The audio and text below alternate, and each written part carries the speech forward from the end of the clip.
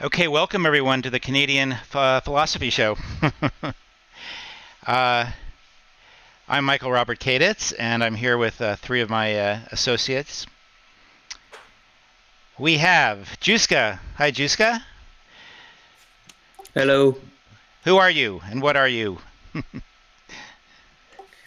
Well, like I always say, I'm just a simple history major student at Fraser University.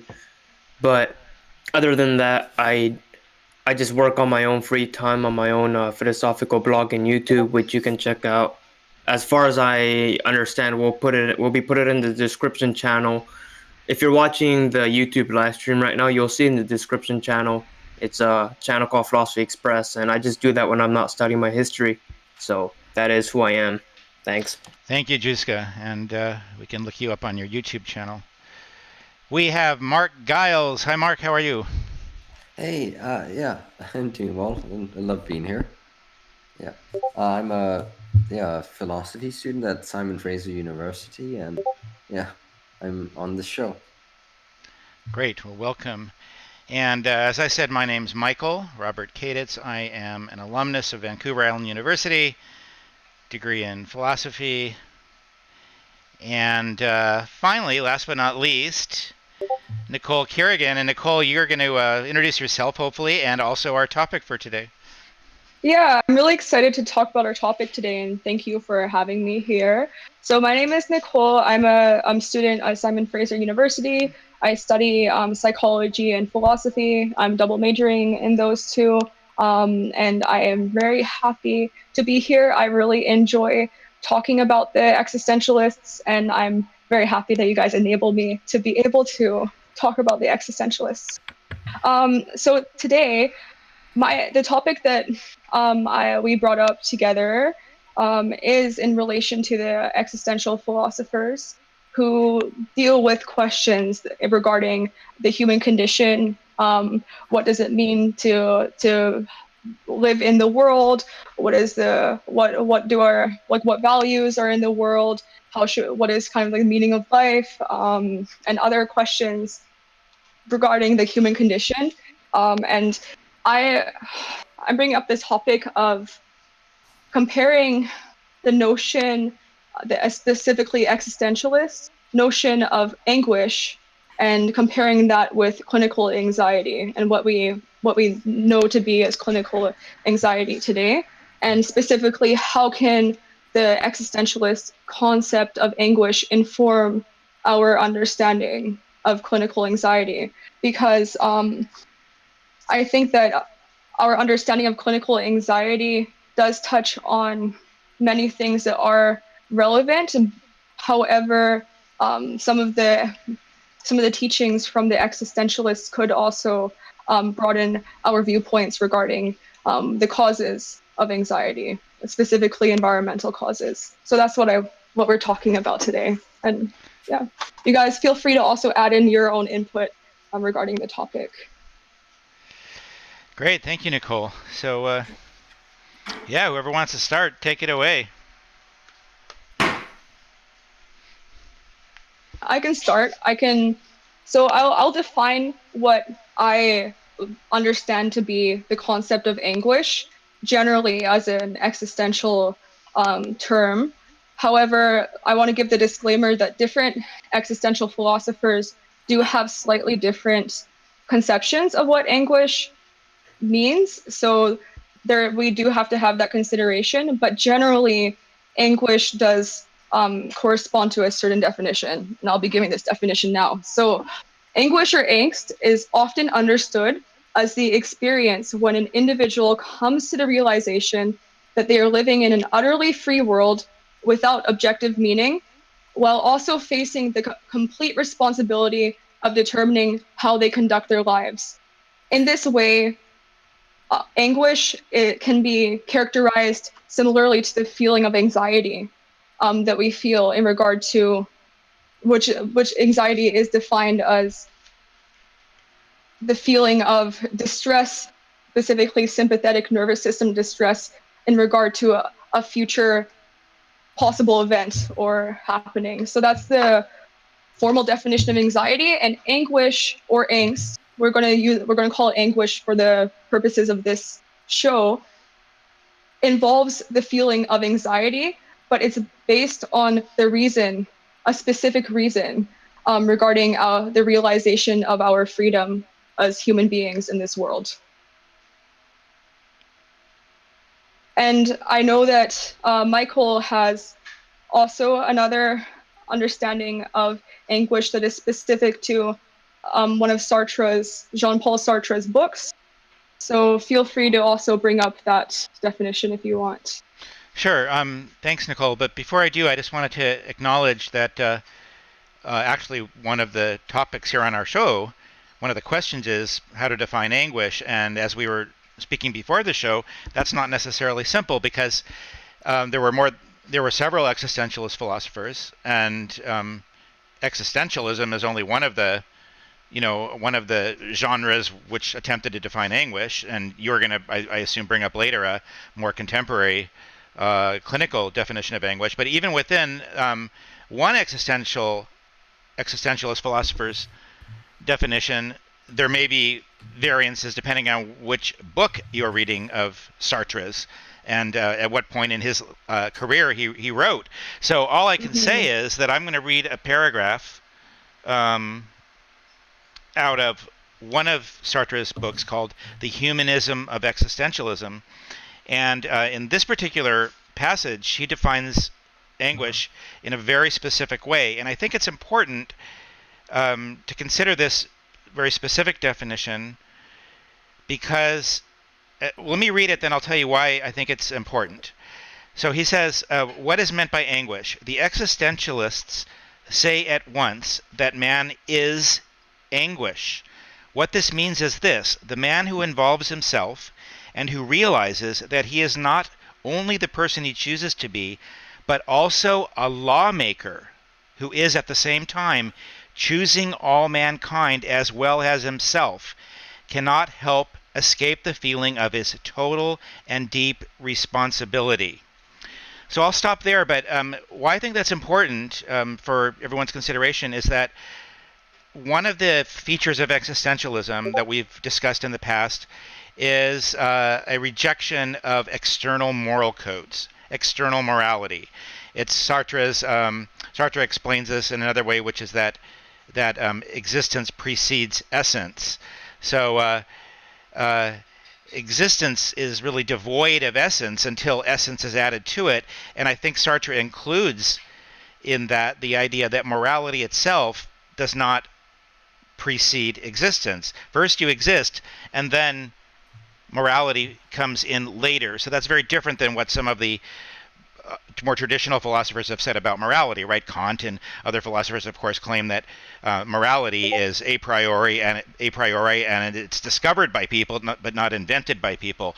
Well, Sartre is suggesting that morality is actually invented by people because of anguish. So it's this anguish, according to this passage I've read, as I'm interpreting it from Sartre, anguish results from freedom and responsibility, and this weight of knowing that your decisions are law-making. You're creating morality by your decisions. That's a very profound concept.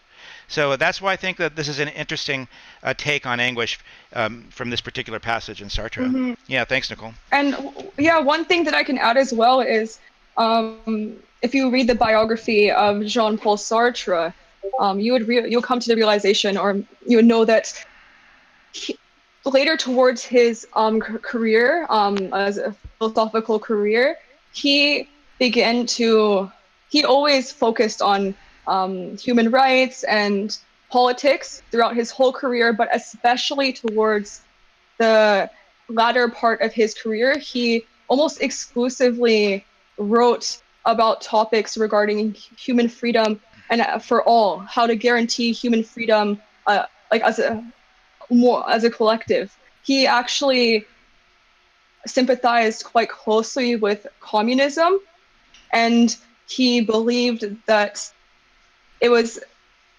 every person's responsibility to guarantee the freedom of others. And he used the term anguish in that to say that we face anguish when we come to the realization that we are also responsible for everybody else's freedom in our exercising of our own freedom. So when we are exercising our own freedom, our own autonomy, our own authenticity, we also need to make sure that we're not impeding other people's freedom, and at the same time also helping people actualize their freedom. And that's one part where he did talk about anguish, and that's why I really appreciate that Mikey brought up that point, because that point is sometimes lost when you talk about anguish as a more general existential term, because not all of the existential philosophers talk about anguish in that way. But in either nuanced interpretation, Nicole, what you presented and what I presented, there's a common thread, which is, and you mentioned it in slightly different terms, but Sartre actually uses the phrase condemned to be free. As humans, we are condemned to be free, which is at first paradoxical, but if you think about it, we have this incredible responsibility, but it's that very responsibility, that burden of not having crutches to rely upon, right? Moral codes that we discover that pre-existed us. The fact that we have this incredible freedom is both a burden and a responsibility, but also a great opportunity. And that, I think, is the essence of existentialism. It's ultimate freedom and ultimate responsibility. What do you guys think? To me, I know that Sartre thought that you can't authentically take other people's freedom away, since you'd be using yours. And I think that's sort of also the same thing you're saying when you said he believed that we have a responsibility to make sure we don't impede on others' freedom. However, it sounds a bit counterintuitive to me, because it sounds a lot like almost a moral or normative claim that we have a responsibility to, right? So maybe if you just could give me your thoughts on that. I can answer that. That is a big contention when we are studying existentialism, because existentialism comes with the underlying premise for almost all existentialists except the religious ones, that there is no objective morality. And in that sense, then it is kind of odd to proclaim that everybody should be free, because then when you say that everybody should be free, you're giving a normative statement about how people ought to treat each other, and that is in itself an ethical prescription. So that is what people have a difficulty with when talking about existentialism. The way that I interpret existentialism with that in mind is that I think that the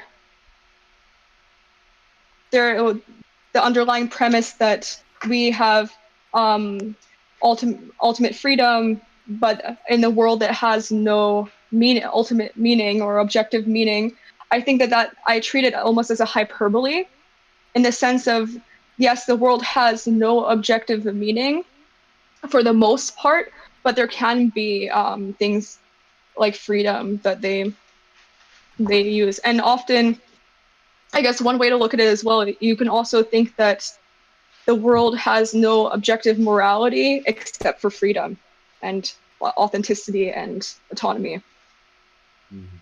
Yeah, from my understanding, it was perhaps less of a normative claim and more of a descriptive one. So it's not like you shouldn't do that. It's more that, well, if you, it's sort of counterintuitive to use your own freedom to impede others' freedom in that sense. But is it unreasonable to say that there's a normative claim that Sartre is making when he uses phrases like, if you're inauthentic and you don't feel anguish, then you're fleeing in bad faith? I mean, the word bad, isn't that already a moralistic statement? It sounds like a normative Well, claim. You can be in good faith or you can be in bad faith. And of course you should be in good faith, not bad faith. yeah, I mean, to me, I view it as purely descriptive, right? Whether or not you value, I guess, being authentic. I guess the thing is that you can't have values without being authentic, right? It's the same way you can't have values without being consistent, right? So it's like if I value, not hurting people, right? But then I just, hurt people, right? And I'm inconsistent. Well, then you don't really value not hurting people, right?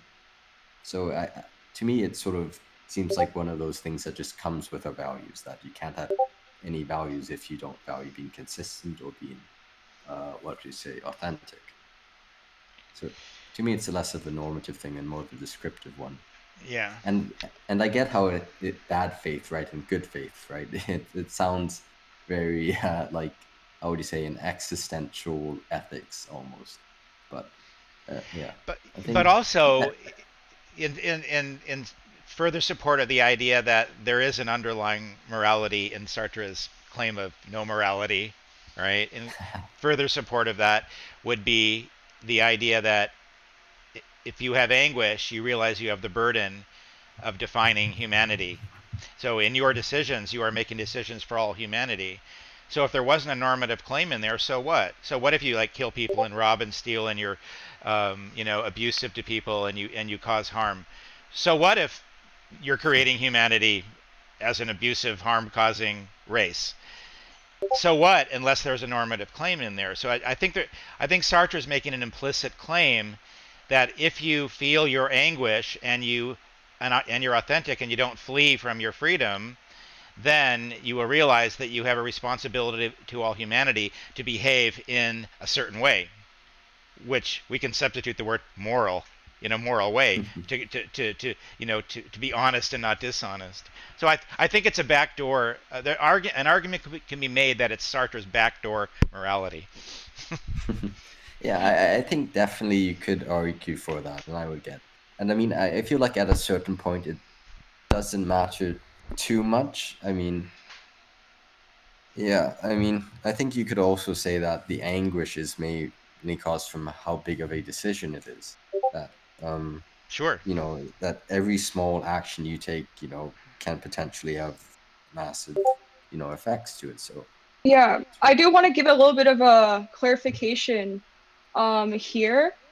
And I just want to say that Michael is absolutely correct that Sartre talks about anguish in terms of how that feeling of anxiety when you realize that your actions also affect the freedom of everybody else in the world to some extent. That is definitely a huge underlying theme of Sartre's philosophy. But I do want to also mention that in several passages where he does talk about anguish, he mostly talks about anguish in a vacuum, kind of how the individual experiences anguish without bringing in the societal implications. And I think that the societal implications are very interesting, but we might want to focus more on the individual's battle or with anguish rather than the societal aspects of anguish. And I will give a direct quote from Sartre's main work in philosophy, Being and Nothingness. So on page 29, Sartre states that vertigo is anguish to the extent that I'm afraid not of falling over the precipice, but of throwing myself over. A situation provokes fear if there's a possibility of my life being changed from without. My being provokes anguish to the extent that I distrust myself and my own reactions in that situation. So in other words, Sartre characterizes anguish on an individual level as that feeling of anxiety when you are confronted with your absolute freedom and the possibility and your complete responsibility within your limitations to make decisions that can change the course of your own life. And then later on, he talks about other people's lives. So that I do want to clarify that. And if anybody else has anything else to say about that, please do feel free to go forward. And then I will talk about how this relates to our conception of clinical anxiety. I think that was a really good example, of looking over a cliff. You're not actually scared of falling down. You're scared of choosing to, because you have that freedom to. And that's actually a pretty popular example, or that's taken out of Sartre's philosophy. Does this tie into free will? What about could you have anxiety or anguish under maybe an expanded version of your definition here, Nicole, that about whether you could actually implement the decision you make, or whether you would just like do something else even though you don't want to? Like, could you decide, like, I don't want to jump over that cliff, but your body does it anyway? But he gives this specific example about anguish in relation to, being at the edge of the cliff. And the specific part about that is anguish is when you're standing at the edge of the cliff, the anguish comes in as a type of anxiety that you experience when you realize that you have the liberty and freedom to jump off the edge of the cliff at that point. Not that, your body might involuntarily jump off the cliff. He's not talking about that. He's talking specifically about the realization that you can make the decision, the free decision, to end your life at that point, to jump off that cliff. And that is what is provoking anguish in that individual. Because that's scary. So that when I'm driving down the highway, I realize if I just turn my hands like that, then I have a head-on collision and I'm dead. Yeah. That's like, that just blows me away. That's anguish in your definition, because that's an almost incomprehensible thought to have. It's like so deeply disturbing that it's almost, you can't even feel it. Yes, that's a great way to give another example. I think it's completely right. Yeah. I definitely heard that example mentioned before, like even outside of existentialist talk. So it's funny, we must have all definitely thought about, But I love this, that you gave this example, Nicole, because this is a great bridge into clinical anxiety, because now you are talking about personal anxiety, and you're linking it back to existentialism. What do you think? Before we go on, what do you think, Jouska? You haven't said anything about this yet. Do you have a comment about the existentialist view of anguish? What's your take, Jouska? Sure. I think when we talk about the anguish that results from our realization that our actions can have very consequence-filled results, I think we have to really consider why we put those consequences at a huge level to the point where we feel anguish over it, if that makes sense. So you say, it's easy to say, oh, if I churn my car and I kill myself because I get a head-on collision, it's easy to say I feel anguish over that. But we have to realize that there's something about that car collision that is bringing that anguish. There's something about the car collision that we feel anguish from.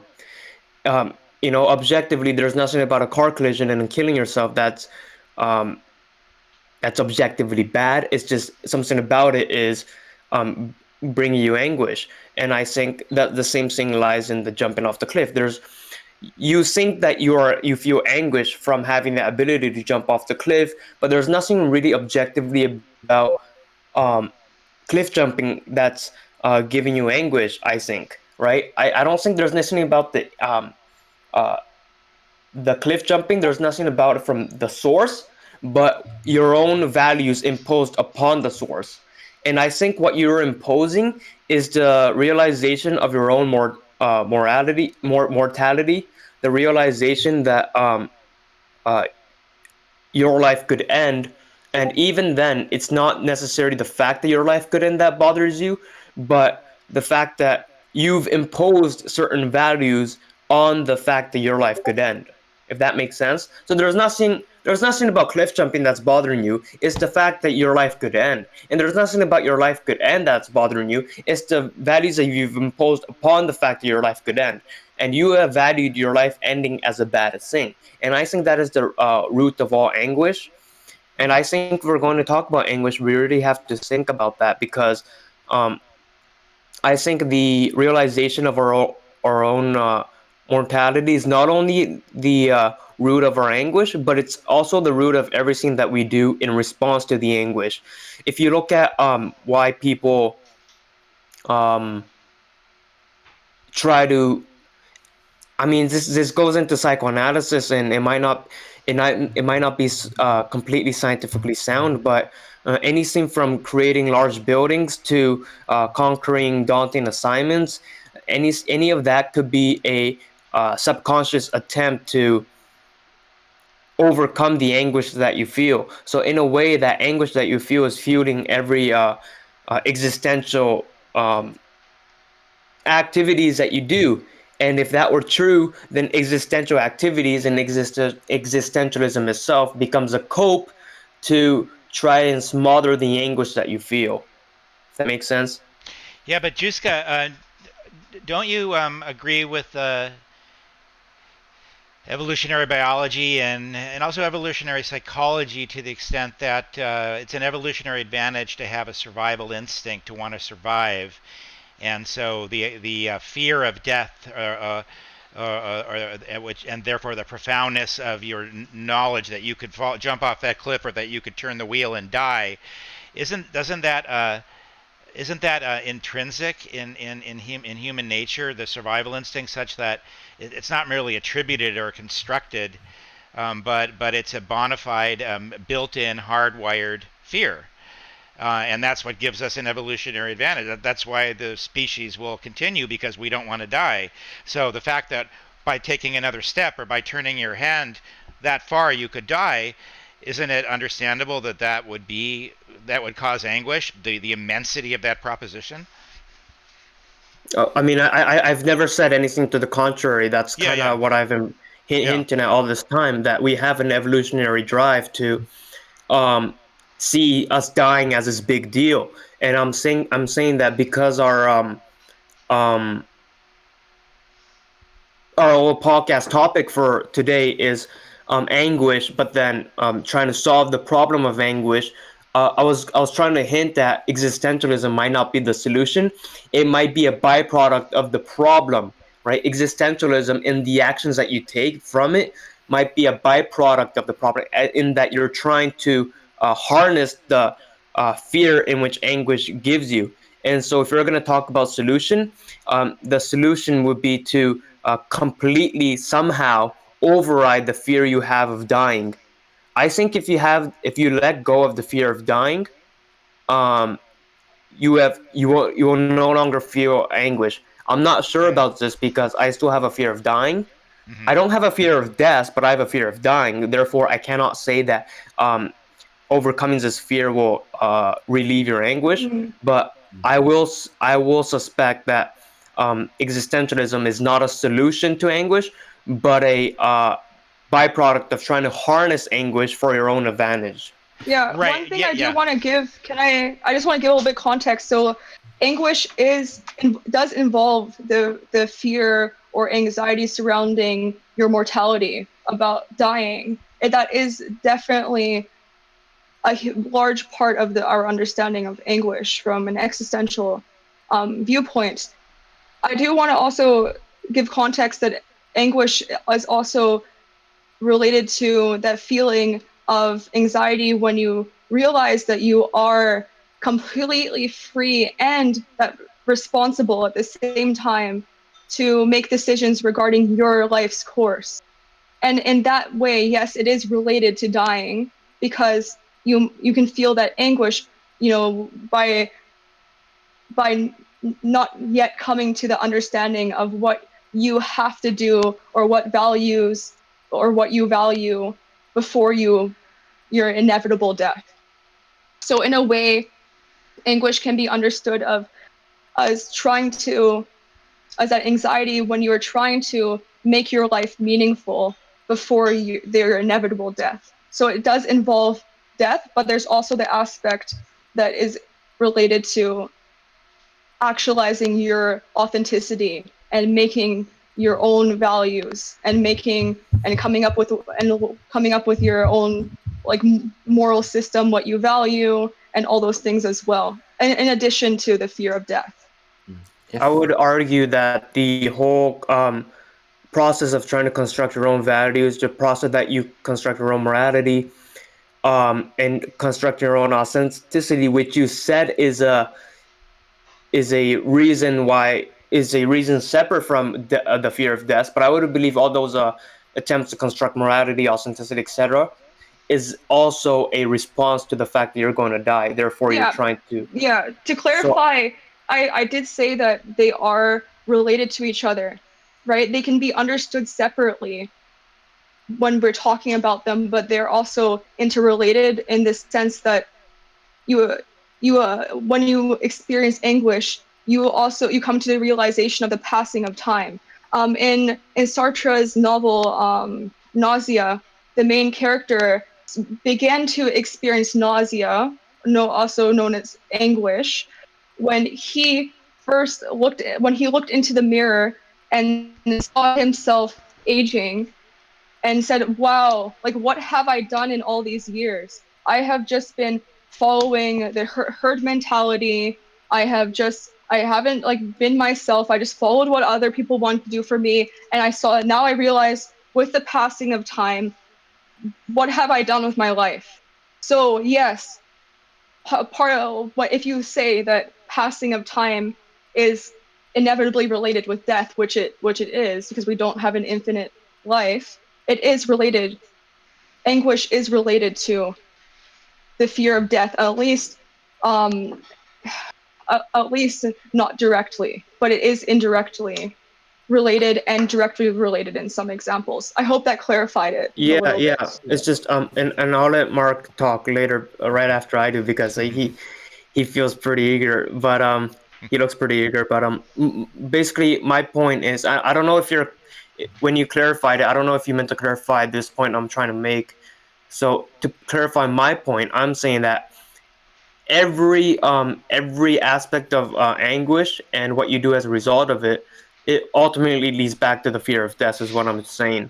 So you could say that there's the fear of death that causes anguish, and then there's XYZ that causes anguish. But I'm saying even those XYZ, they're also caused by the fear of death. Mm-hmm. That's the same thing I was saying too, but you just said it more concisely. So thank you. All right. But I want to raise a small objection. In my view, at least Sartre does not talk about the fear of death. I don't think he says that you have a fear of death. I think he says you have a knowledge of the possibility of your death, that you are going to die. Thing. Yeah, but it's different. It's a nuanced difference. But Sartre wouldn't say it's fear of death that causes you to take action, or if you are authentic, would cause you to take action and create meaning in your life. It isn't the fear of death; it's the knowledge of the possibility of your death. All right, I didn't say the knowledge of death, but I meant I did. No, you said fear, and I said knowledge. Yeah, I didn't say knowledge, but I meant knowledge. Okay. I would assume that the viewers understood it, but if you didn't, if you're not high IQ and you didn't understand that nuance, we've clarified it for you. Okay, no, let me give a summary. So yes, like anguish is a fear of death, but not a fear of death itself, but a fear of not doing anything before you die, or living an unfulfilled life before you die. Great job of synthesizing the two. You saved us, Nicole. Yes. Go ahead, Mark. It's your turn. Yeah. I think I'd really like to mention that this whole sort of discussion we're having really goes back to Schopenhauer, actually. And so Schopenhauer had his he had his famous like will to life, right? And he sort of noticed how all throughout nature everything is it's just driving and, just to barely cling on to life, right? They will do whatever. And he had a really pessimistic view, actually. He even talked about how beggars who were living on the street were just doing whatever they could just to stay alive, and he thought they'd just be better off dead. And this relates a lot back to this conversation with Jouska, talking about how what we should actually do is just give up on this fear or knowledge of, I guess, of death, right? And that would be the correct thing to do. Maybe Jouska can clarify later if that's exactly what. But this is actually what Schopenhauer's solution was, in that you just sort of give up as much as you can on this will to life and your drives, and you live your life so that you're not, as I guess, a slave to the will or whatever. And Nietzsche actually had a lot to say about this. He thought that not only is this life unaffirming, right? You're giving up on all your drives. And I would presume that Sartre would definitely agree that it's a very inauthentic life to sort of give up on your drives in that way. Yeah. Jouska. Yeah. Just to clarify, I've never actually said that we should give up this fear of death. And what did you say? What did you say that I said? Well, You I know, guess start, limit what? your.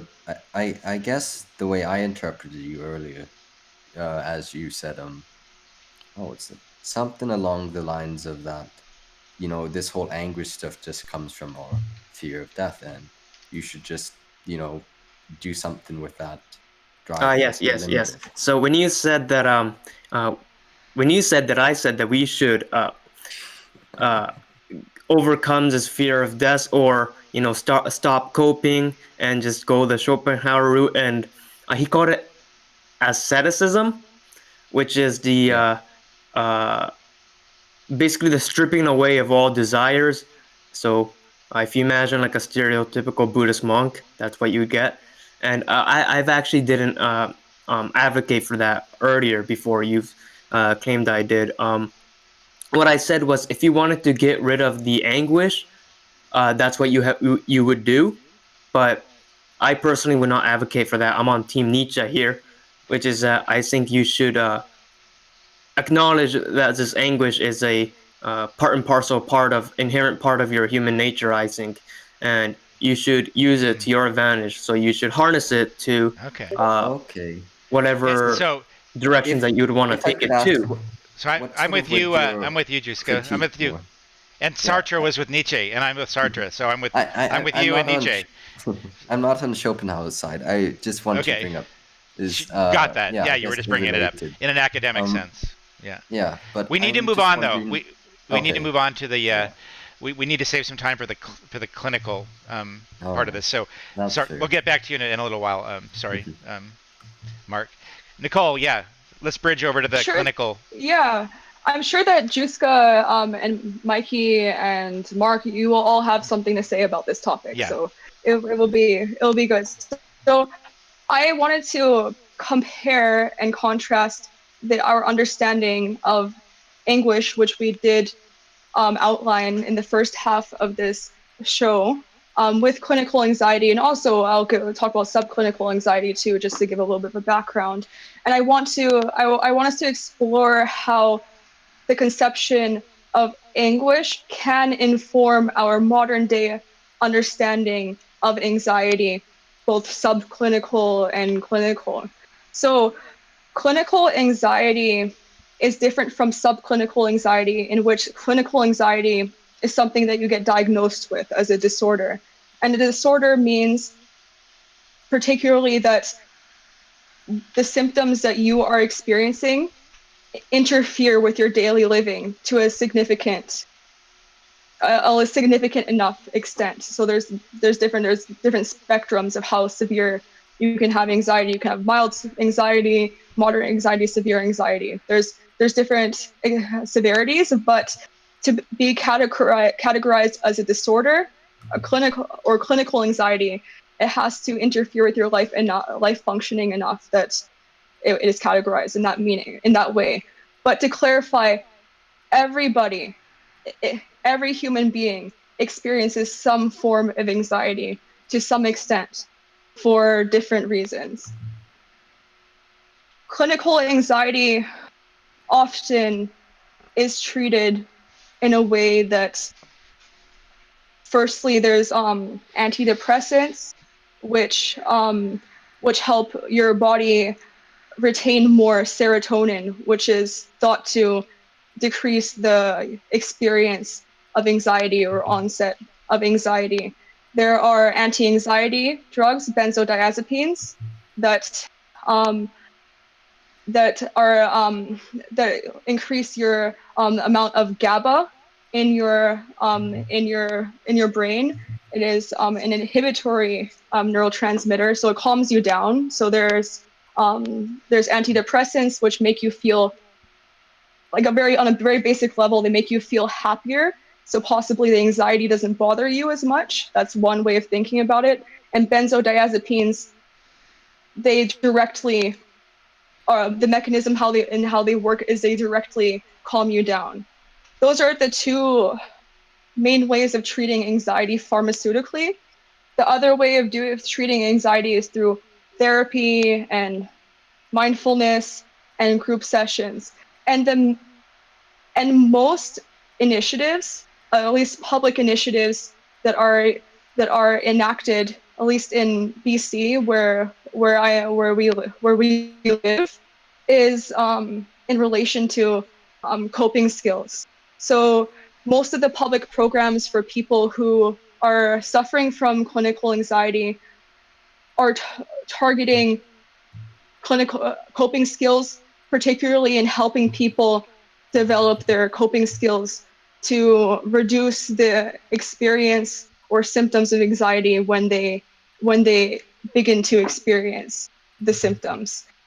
However, unless you have the privilege to access a clinical counselor or a clinical psychologist that is able to work on you on an individualized level, you are largely limited to learning these coping skills if you are experiencing clinical levels of anxiety. And my argument is that anxiety, specifically clinical anxiety, is too often managed with this coping skills approach, which is a Band-Aid approach, because it neglects to address the underlying issues that cause anxiety. Of course, it is very important for people to have these coping skills for many reasons. Firstly, to help them function to some extent if they are having these episodes of anxiety, and also to avoid their neurological implications of letting your anxiety run its course, because then your brain will learn these pathways, and these pathways will become further ingrained in your brain, causing a stronger or more reliable, in a bad way, anxiety response the next time. So these coping skills are very important, but these programs often neglect to talk about the underlying causes of anxiety. Why are people experiencing anxiety? Cognitive therapy believes that people experience anxiety because of negative self-talk or thoughts that are over-exaggerated and do not correspond with the future probabilities. So, for example, if somebody is scared about going to driving lessons because they're going to crash a car, they would have possibly an anxiety because they have an unproportionate amount of fear compared to what is the probability of the reality in the future. And that is cognitive behavioral therapy includes that notion of the cognitions of anxiety, and then they enact behavioral changes for people through coping skills for them to address their anxiety. So, but my point is that even if we are helping people with these coping skills, we often do not address the underlying issues that are leading people to think in negative ways or to jeopardize their well-being in that particular way. And I want to say that I have both a strong stance and a weak stance. My weak stance regarding this is that a good number or significant enough number of individuals who are experiencing clinical levels of anxiety or experiencing these symptoms due to the underlying cause of existential anguish. A stronger argument could be to say that everybody or every single person to some extent, even if their anxiety is thought to be caused by trauma, is somehow related to an existential issue, which is the underlying cause of their anxiety. And my argument is that if we address the underlying issues of anxiety, specifically we're talking about people who have an existential issue at the basis of their anxiety, we could better treat people that have anxiety and possibly allow them to live a life that is free of anxiety that is burdensome to the way they live their lives. And that is my argument. I can definitely clarify it if you guys have any questions to go forward with that. I'd like to know what you mean exactly by an existential issue, because to me it sort of sounds like, well, the only thing you can be anxious of is, like, I guess, the consequences of your actions, or which sounds a lot like it has to do with anguish. I don't see how it could have to do otherwise. So I guess I'd be worried that it would more sound like a tautology. Yeah. Talking about when I say existential issue, I'm particularly talking about how we think about anguish. So when we think about anguish, it's in relation to the human condition. Anguish is that feeling of anxiety that is, generally speaking, related to the human condition. What should I do with my life? What should I do today? Oh, am I living my life in a good way? How can I be happy? How can I live my life in a way that I get satisfaction from that? And even those types of questions, they are related to the concept of anguish and existential dread more generally. Okay, so I mean, so anguish is different from worries about human condition, or worries about the human condition. Okay. Because worries about the human condition can include the things that I just said, like what should I do with my life in order for me to feel satisfied? That is a question of the human condition, and that is what our understanding of anguish gets at. Could you be worried about something that's not the human condition? Yeah, okay. Give a counter example if you possible. Yeah. There are arguments that, like, clinical anxiety and psychological disorders in general are often caused by trauma. And that is definitely the case. So let's use the example that you gave, yeah. Nicole, you asked for an example. So you gave the example of someone, taking a driving lesson, has a irrational fear, irrational in the sense that the fear is disproportional to the actual risk of getting in a crash. So let's take that example. So that person's experiencing anxiety, perhaps clinical anxiety, right? Because it might be interfering with that person's ability to finish the driving course, right? Because that person's so scared. How would you relate that back to existentialism as we defined it in the first part of the show? Yeah, so I don't have a strong empirical backings, because this is very much so a hypothesis that I have not explored very deeply. However, you could say that person who is worried about their driving lesson has an implicit understanding that this driving lesson is important for them to be able to actualize their freedom, their authenticity, and their autonomy. So the reason why possibly that they worry so much about something like a driving lesson would be that they think that this driving lesson is important for to some regard of actualizing their personal identity, autonomy, authenticity. So like to give another example, this person might be afraid, maybe even implicitly without explicitly confronting this with themselves, that if they don't do this driving lesson, that they won't be able to pursue their life's goals.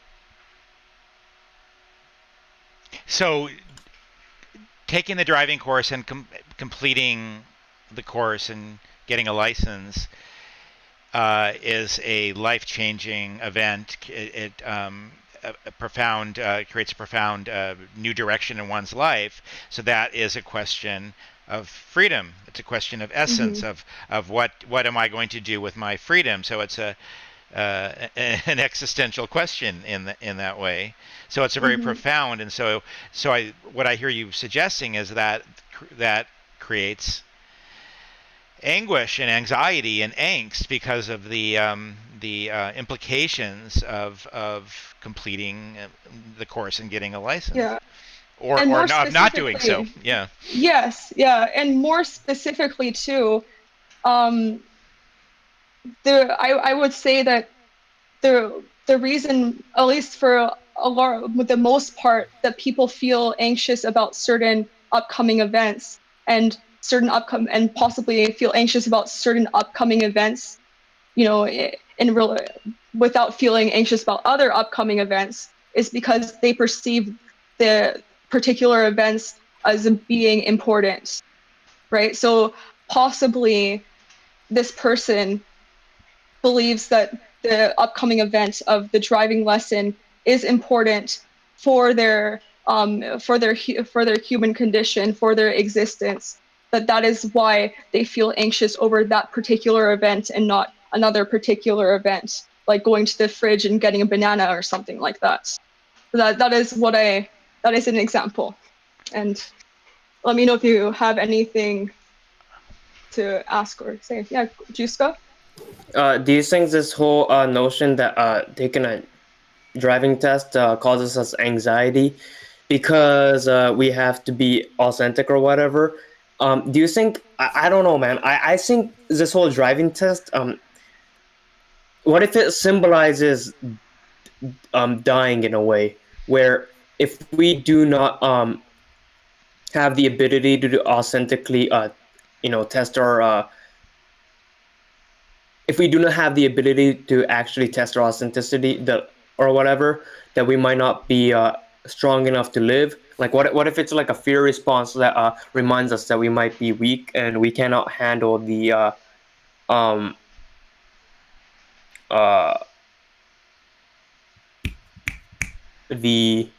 demands of the driving test, yeah? So what if somehow this driving test demands something from us, and that demand is something that subconsciously tells us that we're going to we cannot live, right? Because this demand, by meeting this demand, then you get to overcome the anguish, and therefore you get to prove that you are living. That's how I interpret anxiety. It's not so much that we cannot live authentically, but rather what that means, which is if we cannot live authentically, then what does that say about our ability to survive?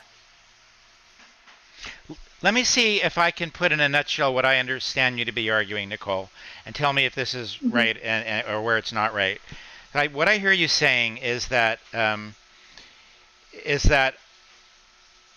clinical psychologists or psychiatrists or whatever sometimes treat symptoms of anxiety, of clinical anxiety, but they neglect the roots. And in your view, in some cases at least, the roots of anxiety actually can be understood or informed by existentialism, in the sense that people are searching for meaning. So they are responding to existential angst, existential anguish, existential anxiety, in the sense that they're faced with finding meaning in their lives.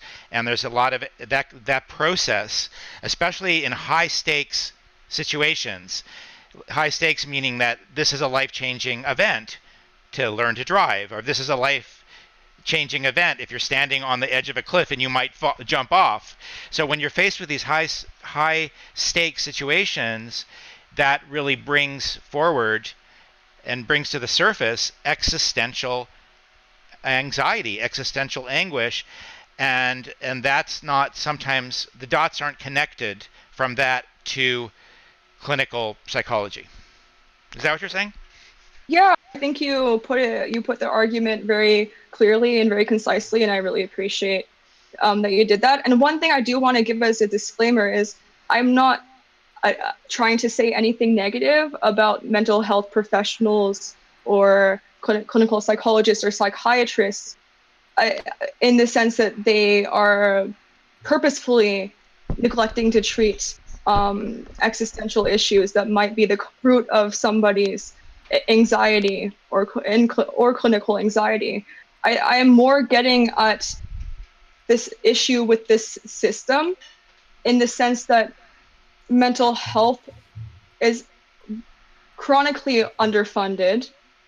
It is, and within the funding that they have for mental health treatments, they're often limited to providing group sessions for mindfulness or other types of coping skills. And if we can come to an understanding that that is just a band-aid approach, and it would be better to address the underlying issues that cause anxiety, then possibly there can be more funding in the system to allow for that, for people to, for even a one-on-one session, for individuals to explore the root of their anxiety, the root of their, their anguish, their stress. And because if people do not have access to a clinical psychologist, a clinical counselor, or anybody else that provides therapy, then it's very hard for them to have that connection and ability to explore the underlying the underlying issues, because you can't really do that in a group setting. So what kind of underlying solution, root cause solution do you propose? We have 30 seconds, so yeah. Can you solve it in 30 seconds? What kind of root solutions that we have to solve the root problem instead of band-aid solutions? I think we need to help people come to the realization about what actually is the cause of their anxiety. Because I think that the population that does have anxiety that is exacerbated or caused by existential issues, they might not be within the awareness that they are experiencing anxiety due to those reasons. And the first step is to help people come to that realization. And in order to do that, we need to improve access to mental health services, and particularly not just groups services. Thank you very much, Nicole Carrigan, Mark Giles, Jouska. I'm Michael Robert Caditz. This is the Canadian Philosophy Show, and very briefly, our project here is to collaborate with, hopefully we'll expand the number of universities where we can find undergraduate students with whom we can collaborate. This show started at Vancouver Island University when I was a student there. Now I'm an alumnus, but I really want to keep this show going.